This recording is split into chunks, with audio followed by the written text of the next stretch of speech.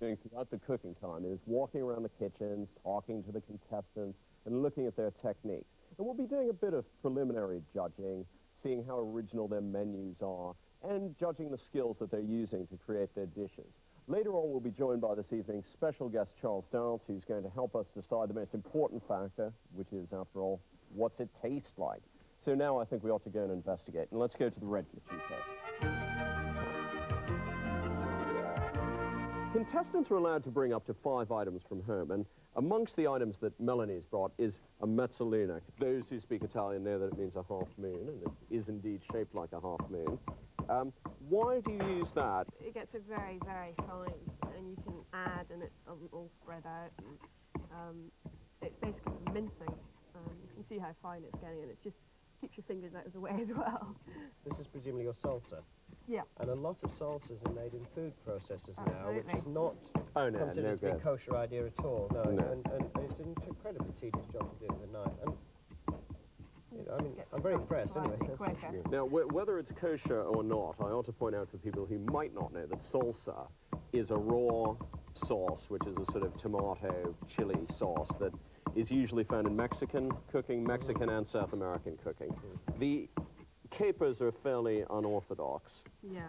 I just think that they're quite piquant and add a sort of a deeper, sort of mustier flavour to it, which complements the liver, which it's going with. And what else? I mean, you could put this sauce on a piece of grilled fish, couldn't you? Absolutely. It'd be really nice on anything. I just add some olive oil, some red wine vinegar, and some lime juice. Lime juice is important, Yeah. and I actually find in these dishes quite a lot of salt. It brings the flavours of the tomato or the tomatillos or whatever, or the peppers or whatever you're caring to use. Yeah. Okay, well, we shall leave you to your mezzaluna, and I think we'll check out the action in the yellow kitchen. We'll see you later. Let's see what Ashley's up to. I hope he's stopped bleeding by now. I know that you managed to stab yourself. What are you up to now? Just about to remove the fillet from the lamb. Right, now why didn't you ask your butcher to do that? I think I'd probably trim it neater. Take a little more care. But is it important, I mean, Alistair, do you think it's important for home cooks to learn how to do a certain amount of butchering themselves? I do, because there's some very, very, very good butchers in this country, but there are also, you know, I mean, an increasing amount of meat's bought in supermarkets with adequate butchery and things like that. And if you have a good butcher, let him do it. But if you don't, you've got to learn how to do jobs like this yourself. And what are you going to do with this after you trim it? I'm going to roll it in a herb crust. I'm going to make some crumbs from Madeira cake. Right. Give a nice sweet crust.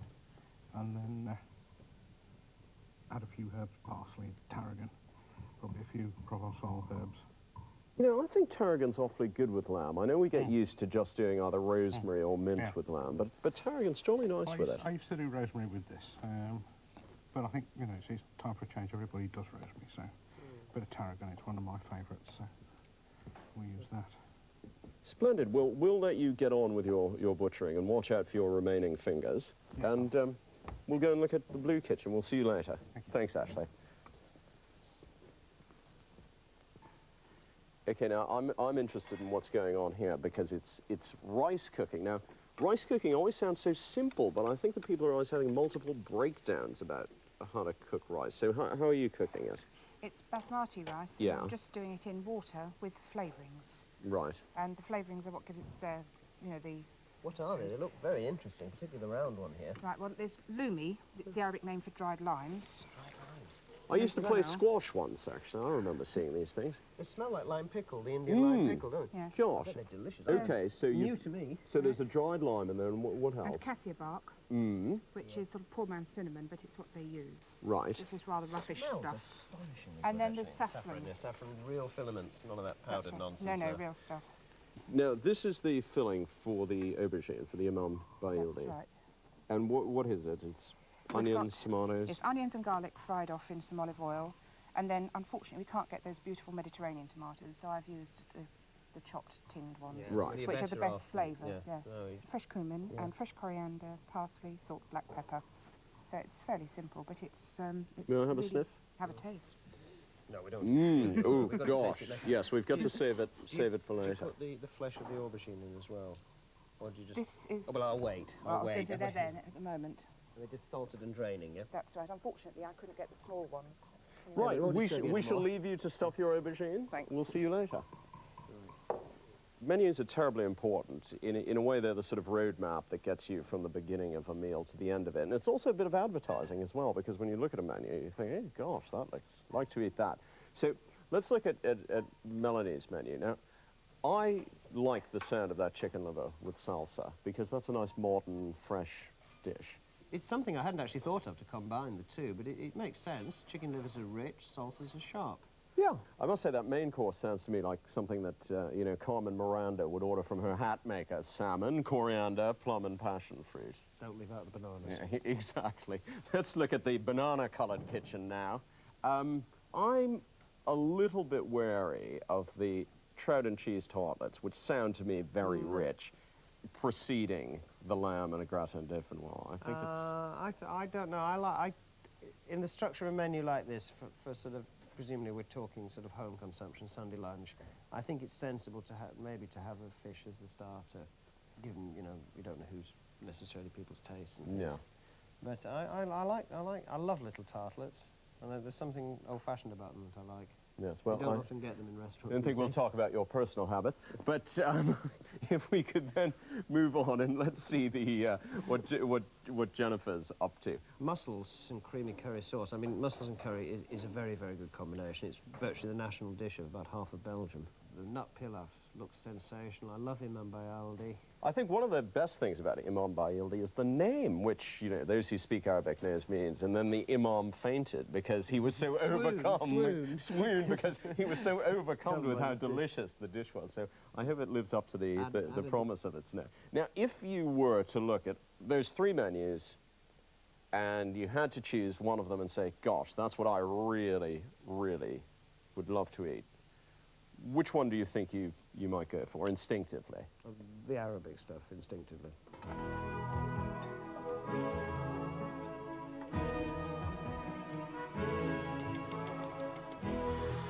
So what we got here, the court bouillon? Yeah. I can smell it actually. It's Ooh, hot burning my watch. fingers, yes. I've got fairly asbestos fingers. Whoa, yummy. That's got the coriander leaves Got in as plenty well. of coriander to go with the flavour. Take my glasses off, they steam up. Are you going to serve any of the vegetables or not? I'm Some not, people but like- I actually cook the fish over them rather than strain Yeah. the liquid Well, you put the fish out. on I it, cook the fish and on the it vegetables. partially steams? Yeah. Great, I It's do that better one. than I do that with red poaching mullet. it. Yeah, Oh, it do is you? better. It's Yeah. a terrific way.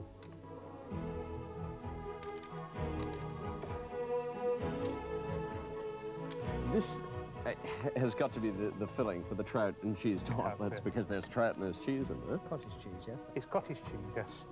An egg to bind it. Yeah. Chopped trout, a rainbow trout. There's some prawns at the bottom which I should mix in. A dash of cream. Lashings of seasoning because otherwise Pepper, it needs it, yeah. it needs a lot of pepper. Every time Trout does anyway. I cook it, it needs more and more pepper. I think Yeah. let's put more pepper in. Probably One a day bit of you'll salt. overdo it. Hope it doesn't today. Yes, I hope it's not today.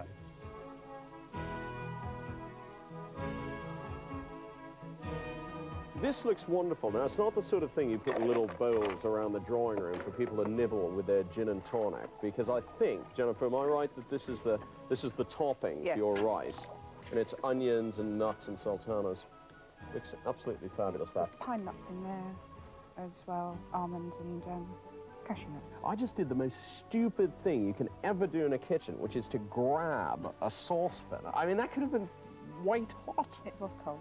But it was cold. I was very lucky, but anyone watching, never, ever, ever grab a saucepan unless you're intimately acquainted with it.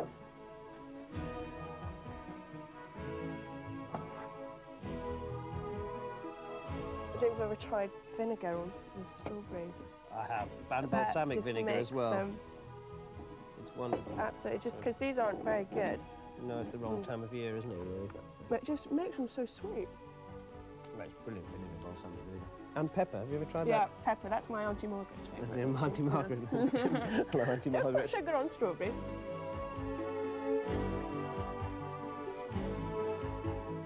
Now, I'm interested to see that amongst the things, sorry, I'm going to fish this out of Mandolin, it. The mandolin, I'm so thrilled that you brought a mandolin, because Oh, I yeah. think this is the greatest thing for slicing potatoes. And your fingers. and you- Yeah, and your fingers. They're rather expensive, I've actually. seen, well, they're all right. They're a tenner, but the big ones. Yeah, I bought one Eight- for the restaurant. Yeah, good. 80 quid, yeah. Nearly died. Oh, she could buy a mandolin with strings for 80 pounds.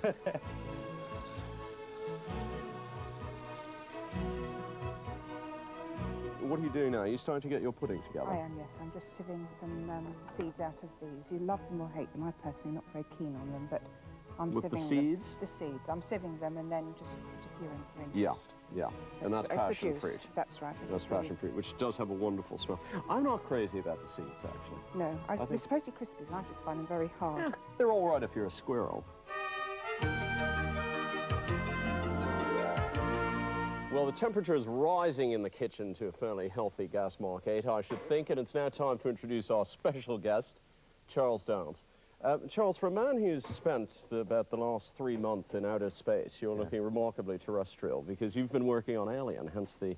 Indeed, yes. This hair is long at the moment, actually. Is it? It's usually about 1/8 of an inch long. Yeah. You've said that when that what you eat depends on what sort of work you're doing. Yes. And that when you're on stage, when you're being Coriolanus, I pack it in. you pack in, but you pack in enormous amounts of Guinness and raw carrots and things like that. Not enormous amounts, but, you know, one tends to eat quite late at night.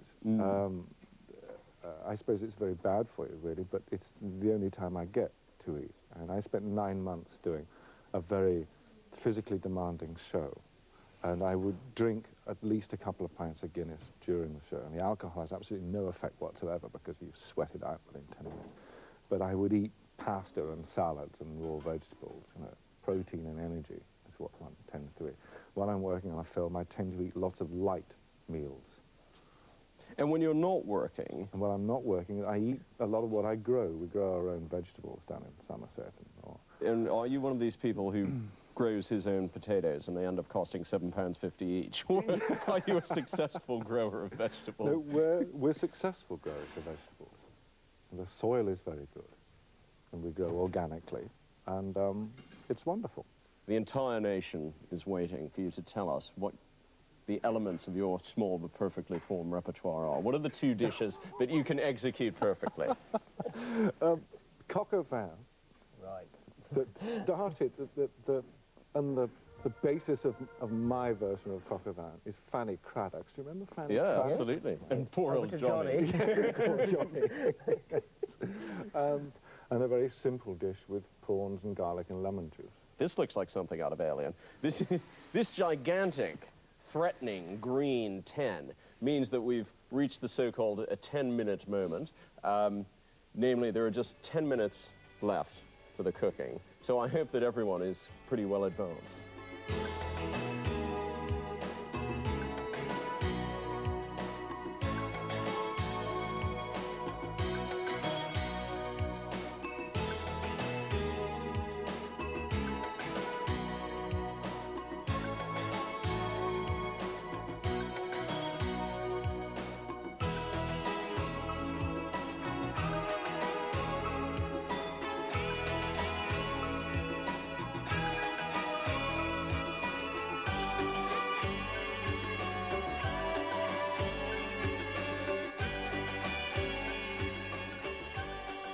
Well, the flashing lights tell us that the time is up, so forsake those wooden spoons and drop those potato mashers. Cooking time is over.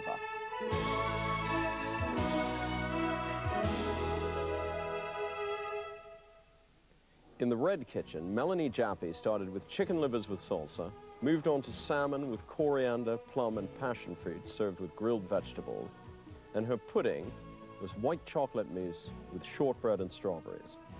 Ashley Davis in the yellow kitchen cooked trout and cheese tartlets, followed by lamb and a sweet herb crust with gratin dauphinois and crunchy carrot puree. His pudding was peaches with lemon and brandy. In the blue kitchen, Jennifer Twidell started with mussels and a creamy curry sauce. Her main course was spiced loin of lamb kuzi with a nut pilaf, stuffed aubergine imam bayildi, and a toasted bread salad. Her dessert was baked fruits in foil. Initial observations, Charles, do you think, is this too pretty or is this just right? What do you reckon? It looks just right, not at all too pretty. Looking with lust at the chicken livers. Yeah, Can we I think start? that, let's start actually. We can't talk about this forever. So, I like chicken livers. They work very well with the salsa. I like the salsa. yeah, this actually is a Tastes great... fresh. Perhaps quite drop, good, bit more, drop more dressing on the salmon. Yeah, perhaps, that is, I think that's a very good dish. I mean, I wouldn't be, would you be happy to be served that in a restaurant? Absolutely, I would. Yeah. Yeah. I think that's excellent, actually. I'm really...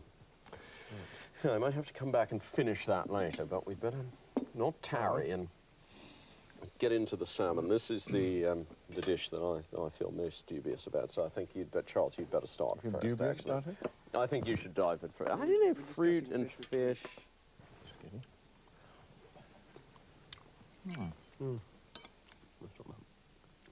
Yeah, yeah. So this is the passion fruit sauce. Now I'm just going to try it a bit with the plum and coriander. I prefer the plum and coriander to the passion fruit. I was just about to say exactly the opposite. Were you? Fine. Which is why it's very good that she's done it in a sort of yin-yang pattern, because we've just proved the opposing forces of the universe. Two people here. could eat it at Salmon's the same nice. time. Yes, Yeah. and say exactly. Yeah, it's awfully good. Is the aubergine cooked just sort of au naturel, as it were? Or I'm not sure whether she popped it under the grill or stuck it in a pan, actually. Was this under the grill, or was it... It's got a little bit of cardamom on it as well. Oh, that's Cardamom, good. yeah, right. I'm going to dig in then. I love cardamom.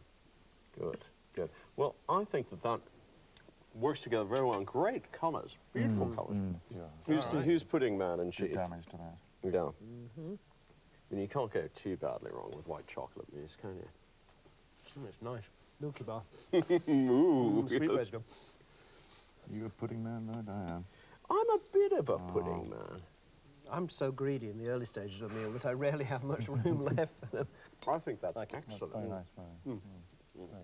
If we had 3 chairs, we could stay and eat this one. Right, Okay, next. but I Always. think, you know, it's a demanding job and someone has to do it, so we have to go Extremely on. demanding. Okay, now, Ashley has prepared, we've got trout and cheese tartlets. Let's go. You're a tart man. Thank you. I'm sorry, there's no other way to say that. I can't, you know, I'm not being unnecessarily provocative. I'm just referring to your fondness of pastry. I like it. Well, I suppose that no higher accolade than that. I like it. You like it? I like it. That's This is trout and cheese, huh? trout and cheese. It's not too cheesy. A quiche that even a real man can eat. Oh, yes, my dear, yes. This is the real tester, I suppose, because it looks impressive. Perfect. The lamb looks absolutely perfect. And the herb crust, which I thought was going to be this great, you know, sort of bit of paving on top, actually is rather delicate. Looks terrific. I like that. Mm.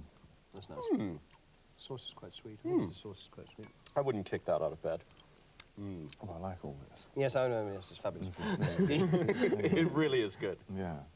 What's on the mange too? There's something other than the sauce on Your mange tout glazed with anything in particular, Ashley? Bit of butter. Bit of butter. Yeah. See, contrary to what they've been telling us for the last 20 years, butter is certainly good for you. I hope so. Yes, I hope so. Otherwise, I wouldn't like to be writing Alistair's Right, life fair. insurance. All right. And peaches with lemon and brandy. Not sure about the balance between the lemon and the brandy. There's something slightly wrong there, but There's a fight going on there somewhere. it's the lemon and the brandy. I'm certain. Yes. Less of I don't one, know. but I can because there's sort of the focus lemon's of it, dominating, yeah. but I can taste uncooked brandy, which you know the theory is the only time you put uncooked spirits is on desserts. But I think maybe it might Or in a glass. or in a glass. Yeah. Yes. Did you flame the Just taste brandy? a little raw. No. No. Well, after all that unflamed brandy, I think we might just manage to stagger over to the blue table, the Oriental theme, Orientalish theme, mussels in a creamy curry sauce.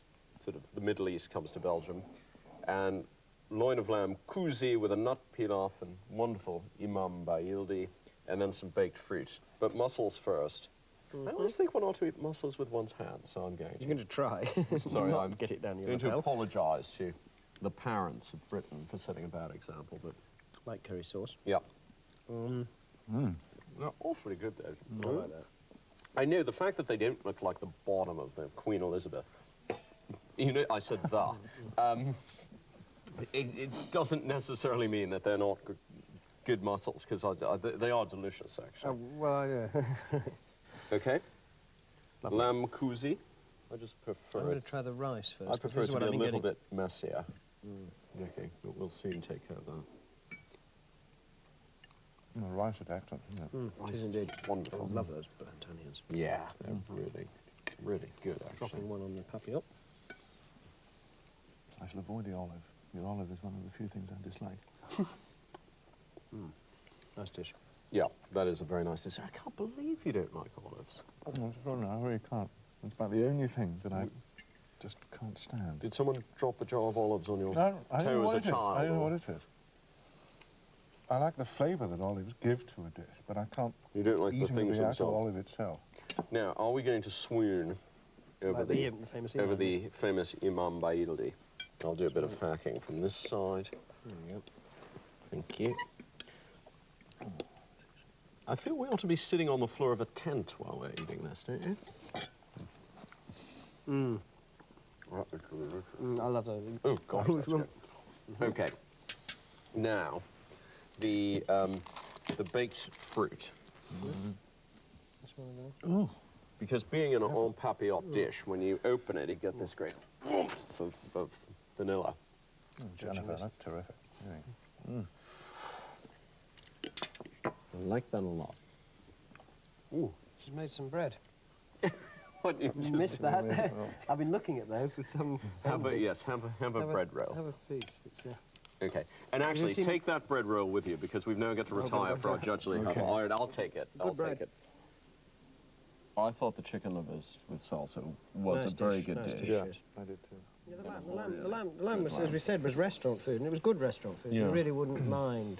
I'd have wanted a bit more in a restaurant, but Correct me if I'm wrong, Alice, the way you decide what you can leave out of a dish rather than what you can put in. a great many, as much as possible. The difficulty is that everyone's best dish was, I think, of a pretty stellar standard. Yeah, well, that was But the best. I didn't- But I It's think like- I it found needs that the salt, sauces it needs sort salt. of overwhelmed the salmon. Oh, gosh.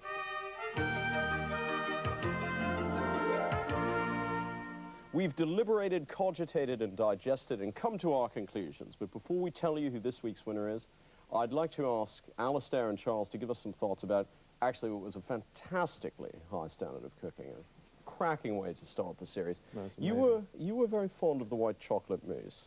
I was indeed very fond of it, but I was very fond of most of it, actually. You know, and to decide on a winner out of food of this quality, it's not easy. I've never entered a competition in my life for cookery, and I don't think I've got the guts to do it. And I'm full of admiration for them, and it's a pity with food of this quality that there has to be a winner and two losers. But we had to decide. I'm afraid we had to choose a winner, even though, you know, we would have liked all three to win. And the winner of this week's competition is Jennifer Twidell. So many congratulations to Jennifer. She's the 1991 MasterChef of the Southeast, and she's going through to the semi-finals. Next week, I shall be joined by that celebrated eater of small portions, Ronnie Corbett, and by Le Man from Le Manoir, Raymond Blanc, to judge three contestants from the Midlands. Meanwhile, our thanks to Charles Dance and to Alistair Little for being excellent judges. Thanks to our contestants for establishing an incredibly high standard for this year's competition. And see you all next week on MasterChef.